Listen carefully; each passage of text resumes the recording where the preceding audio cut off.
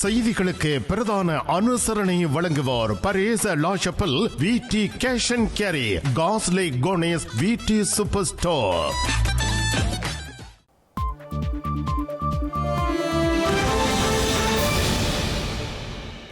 வணக்கம்.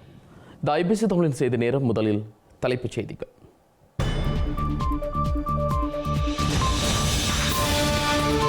உள்ளூராட்சி தேர்தலுக்கு எதிர்க்கட்சிகள் பின்னடிப்பதாக விமர்சனம். தேர்தலை பிற்போட கோரவில்லை என்கிறார் சாணக்கியன்.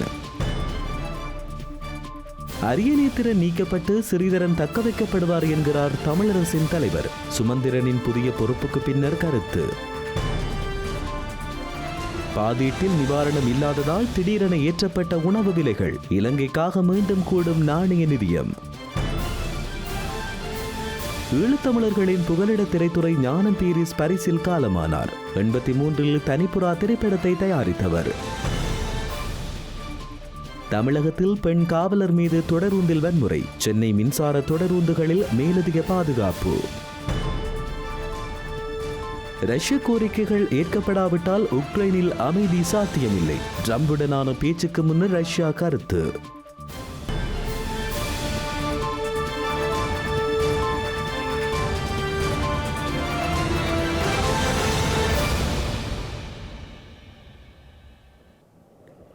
தொடர்பது விரிவான செய்திகள். ஸ்ரீலங்காவில் தேசிய மக்கள் சக்தியின் புதிய வரவு செலவு திட்டத்திற்கு எதிராக எதிர்க்கட்சிகளால் மக்களை திரட்ட முடியாத ஒரு நிலை இருப்பதாக கருதப்படுவதால் எதிர்க்கட்சிகள் உள்ளூராட்சி தேர்தலை எதிர்கொள்ள பின்னடிப்பதான விமர்சனங்கள் வந்துள்ளன. உள்ளூராட்சி தேர்தலை நடத்துவது குறித்து எதிர்க்கட்சிகளின் நாடாளுமன்ற பிரதிநிதிகளின் குழு இன்று தேர்தல் ஆணைக்குழுவை சந்தித்துள்ள நிலையில் இந்த விமர்சனங்கள் வந்த போதும் எதிர்க்கட்சிகள் அவற்றை நிராகரித்துள்ளன. இந்த சந்திப்பின் போது நாடாளுமன்றத்தில் இடம்பெற்று வரும் பாதீட்டு விவாதங்களால் உள்ளூராட்சி தேர்தலுக்கான திகதியை அறிவிக்குமாறு மட்டுமே தாம் தேர்தல் ஆணைக்குழுவை வலியுறுத்தியதாகவும் தேர்தலை பிற்போடுமாறு கோரவில்லை எனவும் நாடாளுமன்ற உறுப்பினர் சாணக்கியன் தெரிவித்துள்ளார். அத்துடன் அரசாங்கம் தமது புகழை குறைப்பதற்கு முன்பு தேர்தலை நடத்த மும்முரப்படுவதாகவும் அவர் குறிப்பிட்டார். ஸ்ரீலங்கா நாடாளுமன்றத்தில் உள்ள அரசியல் கட்சிகளின் பிரதிநிதிகள் எதிர்வரும் உள்ளூராட்சி மன்ற தேர்தல் தொடர்பான விடயங்கள் குறித்து ஆராய்வதற்கான கலந்துரையாடல் ஒன்றை தேர்தல் ஆணைக்குழுவுடன் இன்று நடத்தியுள்ளனர். தமது கடமைகளை தொய்வின்றி நிறைவேற்றும் வகையில் உள்ளூராட்சி தேர்தலுக்கான தேதியை நிர்ணயிக்க வேண்டும் என எதிர்க்கட்சி பிரதிநிதிகளும் நாடாளுமன்ற உறுப்பினர்களும் தேர்தல் ஆணைக்குழுவை இதன்போது வலியுறுத்தியதாக இலங்கை தமிழரசு கட்சியின் நாடாளுமன்ற உறுப்பினர் சாணக்கியன் கூறியுள்ளார். குறிப்பாக வரவு செலவு திட்ட விவாதத்தின் போது வேட்பாளர் பெயரிடல் மற்றும் பரப்புரை செயல்முறைகள் முன்னெடுக்கப்படுவதானது நாடாளுமன்ற விடயங்களை பாதிக்கக்கூடும் என்ற வகையில் தமது கோரிக்கைகள் முன்வைக்கப்பட்டதாகவும் அவர் குறிப்பிட்டுள்ளார். ஏப்ரல் மாதத்தில் அரசு ஊழியர்களுக்கான சம்பளம் வழங்கப்படும் காலம் என்பதால் அது அரசாங்கத்திற்கு முக்கிய பிரச்சனையாக இருக்கும் எனவும் அவர் சுட்டிக்காட்டியுள்ளார். இது தேர்தலுக்கு முந்தைய வாக்குறுதிகளை நிறைவேற்றுவதில் அரச தோல்வியை அம்பலப்படுத்தக்கூடும் எனவும் இது அதன் வாக்காளர் தளத்தில் பெரும் பகுதியினரிடையே ஏமாற்றத்தினை ஏற்படுத்தும் எனவும் சாணக்கியன் மேலும் குறிப்பிட்டுள்ளார். இந்த அவசரமாக இந்த சட்டமூலத்தை அமுல்படுத்துவதற்கான காரணம் இந்த உள்ளூராட்சி மன்ற தேர்தலை அவர்கள் வெல்லக்கூடிய சூழலை இழந்து விடுவார்கள். அந்த வகையிலே இந்த மக்கள் அதிருப்தி அடைவதற்கு முன்பாக இந்த உள்ளூராட்சி மன்ற தேர்தலை நடத்த வேண்டும் என்றதுக்காகத்தான் அவசரமாக இந்த சட்டமூலத்தை அமல்படுத்த இன்று நாங்கள் வருகை தந்ததுக்கான காரணம், வரவு செலவு திட்டம் நடக்கும் காலப்பகுதிகளிலே இந்த வேட்புமனு தாக்கல் செய்யும் பொறுப்பும் எங்களிடம் தரப்பட்டால் நாங்கள் மக்கள் பிரதிநிதிகளாக மக்களால் தெரிவு செய்யப்பட்டது பாராளுமன்றத்திலே எங்களுடைய மக்களுடைய சார்பிலே பேசுவதற்கு தான். ஆனால் வரவு செலவு திட்டம் நடைபெறும் காலப்பகுதியிலே வேட்புமனு தாக்கல் செய்த காலப்பகுதியில் வந்தால் நாங்கள் எதிர்க்கட்சியிலே 66 பாராளுமன்ற உறுப்பினர் தான் இருக்கிறோம். அந்த பாராளுமன்ற உறுப்பினர்கள் நாங்கள் எங்களுடைய தொகுதிகளிலே மாவட்டங்களிலே வேட்புமனு தாக்கல் செய்கிற பணிகளுக்கு ஈடுபட்டால் வரவு செலவு திட்டத்தை பற்றி கூட நாங்கள் கருத்து சொல்ல முடியாத ஒரு சூழல் வரலாம். அந்த வகையிலே ஒரு வகையாக எங்களுடைய பாராளுமன்ற உறுப்பினருடைய சிறப்புரிமை மீறப்படுகின்றது. மக்களுடைய சார்பிலே பாராளுமன்றத்தை பேச முடியாததற்கு தள்ளப்படுவோம். அந்த வகையிலே நாங்கள் வருகை தந்தது தேர்தலை நாங்கள் பெருமளவாக பிற்போட சொல்லி நாங்கள் சொல்லவில்லை.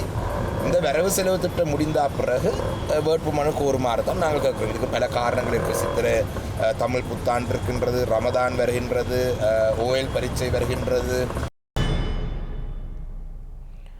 தமிழ் கட்சிகள் கொள்கைகள் பாதைகள் வேறாக இருந்தாலும் தங்களின் நிலைப்பாடுகளில் இருந்து கொண்டு ஒன்றிணைவது அவசியமாகும் என இலங்கை தமிழரசு கட்சியின் தலைவர் CVK சிவஞானம் தெரிவித்துள்ளார். உள்ளூராட்சி மன்ற தேர்தலில் வடக்கு கிழக்கில் உள்ள உள்ளூராட்சி மன்றங்கள் அனைத்தையும் தமிழ் அரசியல் கட்சிகள் கைப்பற்ற வேண்டியது அவசியம் எனவும் குறிப்பிட்டுள்ளார். அத்துடன் கட்சிக்குள் இடம்பெறும் விடயங்கள் திரிவுபடுத்தப்படுவதாக குறிப்பிட்ட CBK சிவஞானம் ஸ்ரீதரனை கட்சியிலிருந்து நீக்குவதாக வெளிவரும் செய்திகளையும் மறுத்துள்ளார். யாழ் ஊடகமையத்தில் இன்றைய தினம் நடைபெற்ற ஊடகவியலாளர் சந்திப்பில் கலந்து கொண்டு கருத்துரைக்கும் போதே அவர் இவ்வாறு குறிப்பிட்டுள்ளார். மத்தியில் இருக்கக்கூடிய ஜனாதிபதியுடனோ பாராளுமன்ற அரசாங்கத்தினுடைய பேசக்கூடிய சுயம் கொண்டவர்களாக இருப்பார்கள். தேசிய கட்சிகளுடைய உறுப்பினர்கள் எவ்வாறாயினும் அந்த கட்சி தலைமைக்கு கட்டுப்பட்டவர்களாக இருப்பார்களே தவிர சுயமாக நின்று பேசக்கூடிய ஆளுமை எவருக்கு இருக்க முடியாது என்பது தெளிவானது. ஆகவே நாங்கள் தீர்மானித்தது, முதலில் எங்களுடைய மக்கள் தமிழ் தேசிய கட்சிகளுக்கு வாக்களிக்க வேண்டும் என்ற கோரிக்கையை நாங்கள் எங்களுடைய மக்கள் முன் வைக்க விரும்புகிறோம். அதற்கு பிறகு ஏனைய கட்சிகளோடு நாங்கள் பேசி சில நேரம் மாவட்டங்களிலே சில வேறுபாடுகள் அமையக்கூடிய வாய்ப்பு இருந்தாலும் அவற்றை கருத்தில் கொண்டு தனித்தனியாக ஒரு இணக்கப்பாட்டோடு போட்டி போட்டால் எந்த கட்சியும் இன்னொரு தமிழ் கட்சியை எதிர்த்து பிரச்சாரம் செய்யாமல் இந்த தேசிய நலன் சார்ந்து ஒன்றாக போட்டியிடுவது, அல்லது சில சமயங்களிலே தமிழரசு கட்சியினுடைய பட்டியலிலே இப்போ வெற்றிடங்கள் இருக்கிறது, பல வெற்றிடங்கள் இருக்கிறது.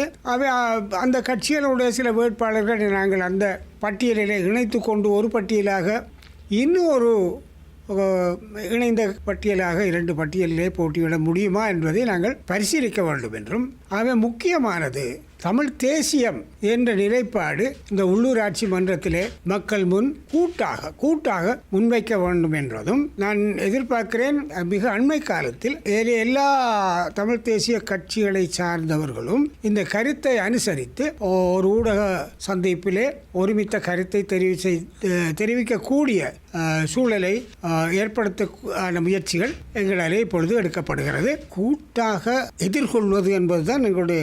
சில சமயங்களிலே 2 அல்லது 3 அணிகளாக கூட அது போட்டியிடும் வாய்ப்பு இருக்கலாம், அது பரிசீலிக்கலாம். அது வெற்றி வாய்ப்பை முழு உள்ளூராட்சி சபைகளையும் எங்களுடைய நிர்வாகத்துக்கு கொண்டு வரக்கூடிய வாய்ப்பாக அது அமையுமானால் அதை நாங்கள் நிச்சயமாக அமல் செய்வோம். அரியநேந்திரனுக்கு ஏற்கனவே முடிவெடுக்கப்பட்டாச்சு, அவர் நீக்கியாச்சு, அவர் எழுத்து வாக்கத்தை அனுப்பப்படும். ஸ்ரீதரனை பொறுத்தவரையில் ஸ்ரீதரன் தெளிவாக மத்திய செயற்குழுவில் அந்த விடயம் பரிசீலிக்கப்படுகிற பொழுது தான் அந்த பொது வேட்பாளருக்கு ஆதரிக்க போகிறேன் என்று சொன்னவர், தெளிவு செய்தவர். அதை கடந்த வேட்பாளர் தெரிவில் கூட இந்த பிரச்சனை வந்தது. அப்போ அவர் சொன்னார், நான் சொன்னேன் ஆகையினாலே அந்த விடயத்தை ஆதரிப்பதற்கு ஸ்ரீதரனுக்கு உரிமை தூண்டி 2வது கட்சிக்கு சொன்னவர், கட்சிக்கு சொல்லி போட்டு தான் செய்தவர், கட்சிக்கு சொல்லாமல் செய்யலை.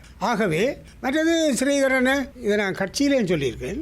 ஆனால் சுமந்திரன் சொல்கிறார் கட்சியை சொல்லி போட்டு கூட மத்திய குழு அது அவற்றை தனிப்பட்ட அது சரி, நான் ஒத்துக்கொள்கிறேன், அவர் சொல்கிறது சரி, அது ஒழுக்காற்று. ஆனால் அதே நேரம் நான் சொல்கிறேன் இல்லை, அவர் சொல்லி போட்டு போனவர். இலங்கையில் உள்ள தமிழ் மக்களுக்கான அரசியல் தீர்வாக சமஷ்டியை வழங்குவதற்கான வாய்ப்பை தேசிய மக்கள் சக்திக்கு காலம் வழங்கியுள்ளதாக இலங்கை தமிழரசு கட்சியின் நாடாளுமன்ற உறுப்பினர் சிவஞானம் ஸ்ரீதரன் சுட்டிக்காட்டியுள்ளார். ஸ்ரீலங்கா நாடாளுமன்றத்தில் இன்று உரையாற்றிய அவர் இந்த வரலாற்று சந்தர்ப்பத்தை தெளிவாக புரிந்து கொள்ளும் பட்சத்தில் தமிழ் மற்றும் சிங்கள மக்கள் ஒன்றிணைந்து இலங்கையை கட்டியெழுப்ப முடியும் எனவும் கூறியுள்ளார். அத்துடன் யுத்தம் ஒன்று இல்லாத நாட்டில் ஏன் பாதுகாப்புக்கு அதிகமான நிதி ஒதுக்கப்பட்டுள்ளது என கேள்வி எழுப்பியுள்ளார். தமிழர்கள் தொடர்ந்தும் ஏமாற்றப்பட்டதாலேயே சிங்கள தலைவர்கள் தொடர்பாக நம்பிக்கை இழந்துள்ளதாகவும் சுட்டிக்காட்டினார். 442 பில்லியன் ரூபாய்கள் பாதுகாப்புக்காக ஒதுக்கப்பட்டிருக்கிறது. இம்முறை சுகாதாரத்துக்காக மற்றும் கல்விக்காக ஒதுக்கப்பட்டிருப்பவை வரவேற்கத்தக்கது. இருந்தாலும் கூட பாதுகாப்பினுடையது இன்னும் பல மக்கள் குடியேற்றப்படவில்லை, மக்களுடைய காணிகள் விடுவிக்கப்படவில்லை, தமிழர் நிலங்களில் அவர்களுடைய நிலங்கள் அபகரிக்கப்பட்ட நிலையிலே ராணுவ பிரசன்னங்களோடு மிதமிஞ்சிய ஒரு ராணுவ ஆளணியோடு இருக்கிற இலங்கை 10-11 வீதமானதை ராணுவத்துக்காக ஒதுக்கியிருப்பது இந்த நாட்டினுடைய நாட்டினுடைய பொருளாதார வளர்ச்சிக்கு உகந்ததல்ல. அதனை நாங்கள் எதிர்க்கிறோம். அந்த எதிர்ப்பையும் நாங்கள் இந்த இடத்திலே பதிவு செய்கிறோம். யோசியுங்கள், இந்த நாட்டிலே ஒரு இன பிரச்சனை இருக்கிறது என்பதை முதலிலே சிந்தியுங்கள். இங்கே எல்லாரும் சமம் என்கிற வார்த்தைகள் சொல்லப்படுகின்றன. அது வார்த்தைகளுக்கும் வார்த்தை ஜாலங்களுக்கும் அது பொருந்தும். ஆனால் ஒரு சிங்கள தேசிய இனத்தினுடைய அடையாளங்களும் நிலமும் சிங்கள தேசிய இனத்தினுடைய மொழியும் அவர்களுடைய அடையாளமும் எவ்வளவு முக்கியமோ அதே போல இந்த மண்ணிலே வரலாற்று வழிவந்த ஒரு தேசிய இனமான தோன்றி இந்த மண்ணிலே வளர்ந்த பஞ்ச ஈச்சரங்களோடு தன்னை அடையாளப்படுத்தி வாழ்ந்த இந்த மண்ணிலே தோன்றி வளர்ந்த தேசிய இனமான தமிழ் தேசிய இனத்தை அங்கீகரிக்காத வரை, தமிழ் தேசிய இனத்துக்கான ஒரு அங்கீகாரத்தை இந்த நாட்டிலே நீங்கள் வழங்காத வரை இந்த நாட்டினுடைய வளமான பயணங்கள், தூய்மையான பயணங்கள் எவ்வாறு கொண்டு செல்லப்பட போகிறது என்ற கேள்வி எங்களிடம் எழுகிறது. சம உரிமை சமமாக வழங்குகிறோம், நாங்கள் சமமாக நடத்துகிறோம் என்ற வார்த்தைகளுக்கு ஊடாக தயவு செய்து தமிழர்களுடைய கோரிக்கைகளை மலங்கடிக்க செய்யாதீர்கள். இந்த நாட்டிலே நீங்களும் நாங்களும் சேர்ந்து வாழ வேண்டும். அந்த சமாதானத்தை அடைவதற்கான தூரம் மிகவும் கூடிய தூரமாக இருப்பது போலவே எங்களுக்கு தென்படுகிறது. அதை மிக கிட்ட கொண்டு பாருங்கள். உங்களுடைய காலத்தில் உங்களுக்கு இருக்கின்ற பெரும்பான்மையின் அடிப்படையில் அதை மாற்றி அமைக்க முடியும் என்ற நம்பிக்கையை உருவாக்குங்கள்.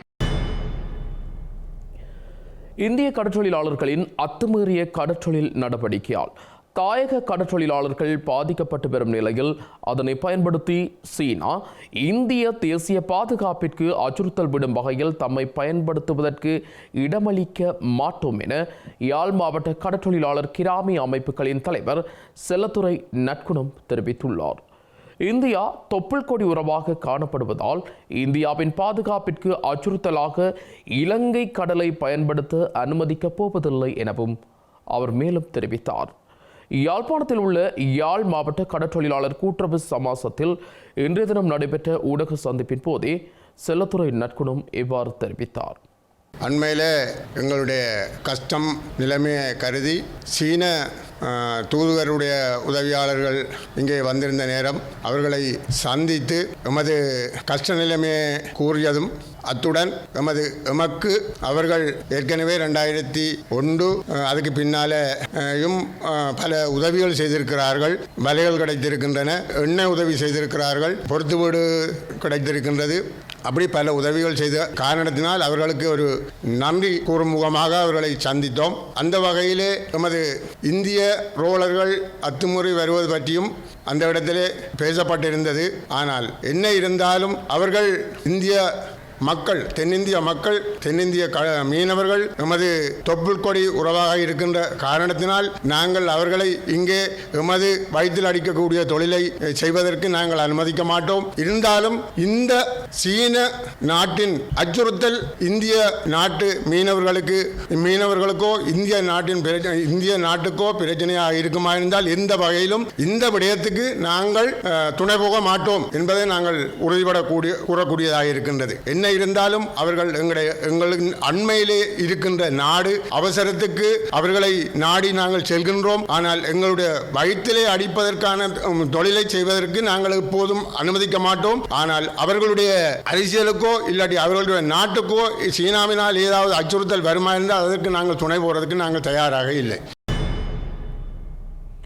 ஸ்ரீலங்காவிற்கான விரிவாக்கப்பட்ட கடன் வசதி திட்டத்தின் கீழ் 3வது மீளாய்வை மதிப்பீடு செய்து அதனை அங்கீகரிப்பதற்கென இந்த மாத இறுதியில் சர்வதேச நாணய நிதியத்தின் நிறைவேற்று குழு கூட உள்ளது. இந்த மீளாய்விற்கு அங்கீகாரம் கிடைக்கும் பட்சத்தில் ஸ்ரீலங்கா அரசாங்கத்திற்கு அந்நிய செலாவணியை அதிகரிப்பதற்கான மற்றொரு தவணை நிதி கிடைக்கும் என்பது குறிப்பிடத்தக்கது. சர்வதேச நாணய நிதியத்துக்கும் ஸ்ரீலங்காவுக்கும் இடையில் 3வது மதிப்பாய்வு குறித்த ஊழியர் மட்ட இணக்கப்பாடு கடந்த ஆண்டு நவம்பர் மாதம் 23ஆம் தேதி எட்டப்பட்டிருந்தது. இந்த நிலையில் எதிர்வரும் 28ஆம் தேதி கூடும் சர்வதேச நாணய நிதியத்தின் நிறைவேற்றுக் குழு இந்த மதிப்பாய்வுக்கு அனுமதி வழங்கும் பட்சத்தில் 3ஆம் கட்ட நிதியுதவியை ஸ்ரீலங்கா அரசாங்கம் பெற்றுக்கொள்ளும் என தெரிவிக்கப்பட்டுள்ளது. இதன் பிரகாரம் ஏறத்தாழ 333 மில்லியன் அமெரிக்க டாலர்களை ஸ்ரீலங்கா அரசாங்கம் பெற்றுக்கொள்ளும் என எதிர்பார்க்கப்படுகின்றது. 3ஆம் கட்ட மதிப்பீட்டை மீளாய்வு செய்யும் கூட்டத்தில் அண்மையில் சமர்ப்பிக்கப்பட்ட வரவு செலவு திட்ட முன்மொழிவுகள் குறித்து அதிக கவனம் செலுத்தப்படலாம் எனவும் கூறப்படுகிறது. தமிழ் கட்சிகள் அனைத்தும் ஒன்றாக ஒரே கூடையின் கீழ் உள்ளூராட்சி மன்ற தேர்தலை எதிர்கொள்ள இணையுமாறு தமிழ் மக்கள் விடுதலை புலிகள் கட்சி அழைப்பு விடுத்துள்ளது. உள்ளூராட்சி மன்ற தேர்தலில் அதிகமான ஆசனங்களை தமது கட்சி கையகப்படுத்தும் எனவும் அந்த கட்சியின் பொதுச் செயலாளர் பூபாலப்பிள்ளை பிரசாந்தன் நம்பிக்கை வெளியிட்டுள்ளார். எமது சமூகம் எதிர்காலத்தில் தலைந்து வாழ வேண்டுமாக இருந்தால் உள்ளூராட்சி அதிகாரங்களை கையகப்படுத்த வேண்டும். அந்த அடிப்படையில் அனைத்து அரசியல் கட்சிகளும் சமூக ஆர்வலர்களும் ஒரே கூரையின் கீழ் பயணித்து கிழக்கு மாகாணம் பூராகவும் தமிழர்களின் பிரதேசங்களில் நிர்வாகங்களை கையகப்படுத்துவதற்காக முன்வர வேண்டும். ஆகவே அனைத்து கட்சிகளும் ஒன்றாக ஒரே கூரையின் கீழ் நடைபெற இருக்கின்ற உள்ளூராட்சி மன்ற தேர்தலை போட்டியிடுவதற்காக தமிழ் விடுதலை புலிகள் அழைப்பு விடுக்கின்றது. தமிழ் விடுதலை புலிகள் கிழக்கு மாகாணம் பூராகவும் நிச்சயமாக வேட்பாளர்கள், இளம் வேட்பாளர்களை, துடிப்புள்ள வேட்பாளரை, சமூக ஆர்வலர்களை களமுறைக்கு இம்முறை உள்ளூராட்சி மன்றத்தில் அதிகமான ஆசனங்களை கையகப்படுத்தும் என்று எதிர்பார்க்கப்படுகின்றது. ஆகவே அனைவருக்கும் மீண்டும் அனைத்து கட்சிகளுக்கும் அழைப்பு விடுக்கின்றோம். அனைவரும் பாருங்கள், ஒன்றாக இணைந்து எமது பிரதேசத்தையும் எமது கிழக்கு மாகாணத்தையும் பாதுகாப்போம். வடக்கு மாகாணத்திற்கு ஒதுக்கப்பட்டுள்ள நிதியை முழுமையாக செலவு செய்து மேலதிக நிதியை தாம் கோர வேண்டும் எனவும் மாகாண ஆளுநர் வேதநாயகன் தெரிவித்துள்ளார். வடமாகாணத்திற்கு அதிக நிதி ஒதுக்கியதற்கு ஸ்ரீலங்கா ஜனாதிபதிக்கு நன்றிகளையும் தெரிவித்துள்ளார். வடக்கு மாகாண உள்ளூராட்சி அமைச்சின் திட்ட மீளாய்வு கலந்துரையாடல் ஆளுநர் செயலகத்தில் இன்று இடம்பெற்ற போது அவர் இதனை குறிப்பிட்டுள்ளார். ஸ்ரீலங்கா ஜனாதிபதி அனுரகுமார திசாநாயக்க வாக்குறுதி அளித்தவாறு வடக்கு மாகாணத்துக்கு பல்வேறு திட்டங்களுக்கு பெருமளவு நிதி ஒதுக்கியுள்ளதற்கு வடக்கு மக்கள் சார்பாக நன்றிகளை தெரிவித்துக் கொள்வதாக வடமாகாண ஆளுநர் நா. வேதநாயகன் தெரிவித்துள்ளார். வடக்கு மாகாணத்துக்கு பல்வேறு வகையிலும் நிதி ஒதுக்கப்பட்டுள்ளதாக குறிப்பிட்ட வடக்கு மாகாண ஆளுநர் அதிகளவிலான நிதியும் வடக்கு மாகாண சபைக்கு ஒதுக்கப்பட்டுள்ளதாக சுட்டிக்காட்டினார். அத்துடன் ஜனாதிபதி வடக்கு அதிகாரிகள் கோரிய நிதியையே வழங்கியுள்ளதாகவும் கூறியுள்ளார். திட்டங்களுக்கான ஒப்பந்தங்கள் வழங்கப்படும் போது ஊழல், லஞ்சம் என்பன இருக்கக்கூடாது என்றும் எல்லாம் வெளிப்படைத்தன்மையாக நடைபெற வேண்டும் எனவும் மாகாண ஆளுநர் நா. வேதநாயகன் தெரிவித்துள்ளார். அகில இலங்கை உணவகம் மற்றும் சிற்றுண்டிச்சாலை உரிமையாளர்கள் சங்கம் இன்று நள்ளிரவு முதல் அனைத்து உணவகம் மற்றும் விடுதி உணவுப் பொருட்களின் விலையை உயர்த்த முடிவு செய்துள்ளது. ஸ்ரீலங்கா அரசாங்கத்தின் வரவு செலவு திட்டத்தில் உணவகம் மற்றும் உணவக உரிமையாளர்களுக்கு எந்த சலுகைகளும் வழங்கப்படவில்லை என அந்த சங்கத்தின் தலைவர் ஹர்சனா ருக்ஷன் தெரிவித்துள்ளார்.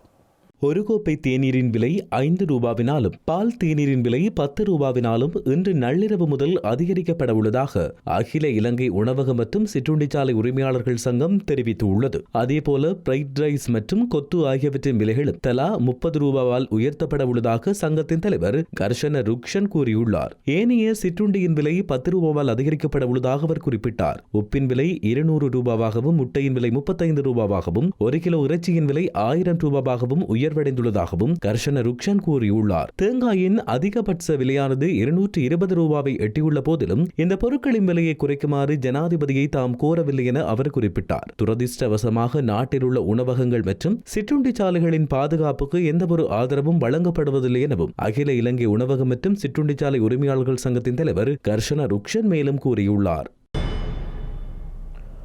புகலிட நாடுகளில் ஈழத்தமிழர்களின் திரைத்துறை தளத்தை உருவாக்கிய ஆரம்பகால படைப்பாளிகளில் ஒருவரான ஞானம் பீரிஸ் பிரான்சில் இன்று காலமாகியுள்ளார்.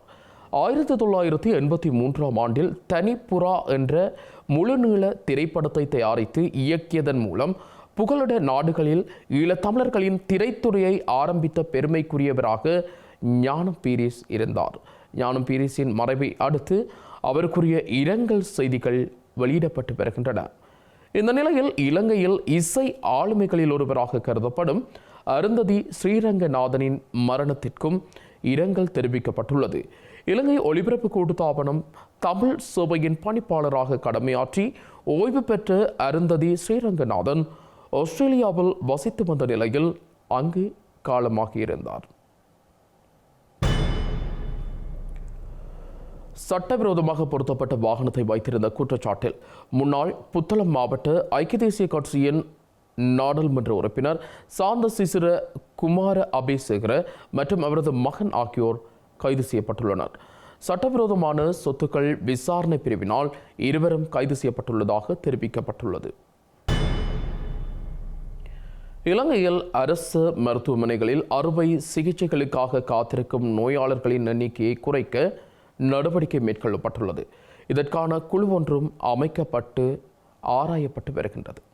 ஸ்ரீலங்கா ஜனாதிபதியின் செயலாளர் கலாநிதி நந்திக சனத்குமார் நாயக்க மற்றும் சுகாதாரத்துறையின் பிரதானிகளுக்கு இடையில் இன்று ஜனாதிபதி அலுவலகத்தில் விசேட கலந்துரையாடல் ஒன்று நடைபெற்றுள்ளது. அறுவை சிகிச்சைகளுக்காக அதிக எண்ணிக்கையிலான நோயாளிகள் வரிசையில் காத்திருப்பதால் அந்த வரிசைகளை குறைக்க ஜனாதிபதி நிதியத்தினூடாக மேற்கொள்ளக்கூடிய நடவடிக்கைகள் குறித்து இதன்போது ஆராயப்பட்டுள்ளது. இந்த குழு ஒரு மாதத்திற்குள் இது தொடர்பான அறிக்கையினை சமர்ப்பிக்க வேண்டும் என்றும் அதற்கேற்ப அடுத்த கட்ட நடவடிக்கைகள் எடுக்கப்படும் என்றும் ஜனாதிபதியின் செயலாளர் தெரிவித்துள்ளார். இருதய, கண், சிறுவர் நோய் உள்ளிட்ட பல்வேறு நோய்களால் பாதிக்கப்பட்ட ஏராளமான நோயாளர்கள் அரச மருத்துவமனைகளில் அறுவை சிகிச்சை செய்து கொள்ள வரிசையில் காத்திருக்கின்றனர். அவர்கள் எதிர்நோக்கும் சிரமங்களை சமாளிக்க ஜனாதிபதி நிதியம் மற்றும் ஏனைய துறைகள் மூலம் வழங்கக்கூடிய நிவாரணம் குறித்தும் கவனம் செலுத்தப்பட்டது. மேலும் அரச மருத்துவமனைகளில் அலுவலக நேரத்திற்கு பின்னர் அறுவை சிகிச்சைகள் செய்வதற்கான சாத்தியக்கூறுகள் குறித்தும் மருத்துவர்கள் மற்றும் மருத்துவ பணியாளர்கள் எதிர்நோக்கும் பிரச்சனைகள் குறித்தும் இதன்போது விரிவாக ஆராயப்பட்டது. செய்திகளின் நிறைவாக இனி மீண்டும் தலைப்புச் செய்திகள்.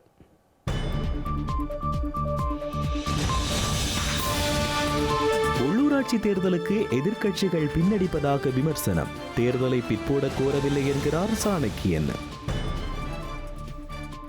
அரியநேத்திரன் நீக்கப்பட்டு ஸ்ரீதரன் தக்க வைக்கப்படுவார் என்கிறார் தமிழரசின் தலைவர். சுமந்திரனின் புதிய பொறுப்புக்கு பின்னர் கருத்து.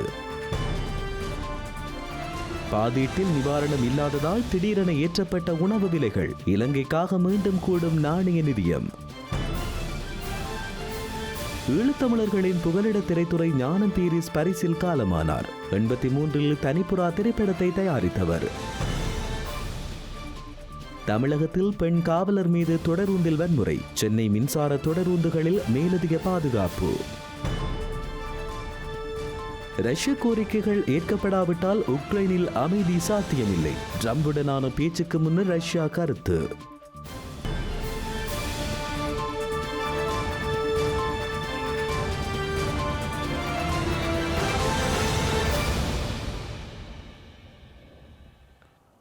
இத்துடன் ஐபிசி தமிழின் செய்தி நேரம் நிறைவடைகின்றது. உடனுக்குடன் செய்திகளை அறிந்து கொள்ள ibctamil.com என்ற நமது இணையதளத்தை பார்வையிடுங்கள். வணக்கம்.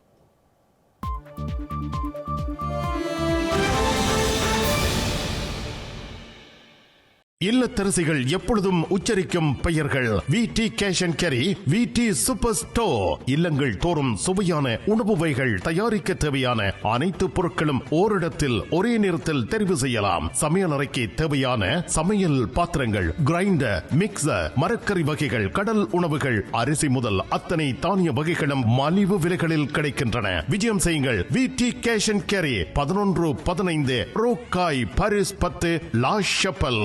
விடி சூப்பர் ஸ்டோர், காஸ்லே கோனேஸ்.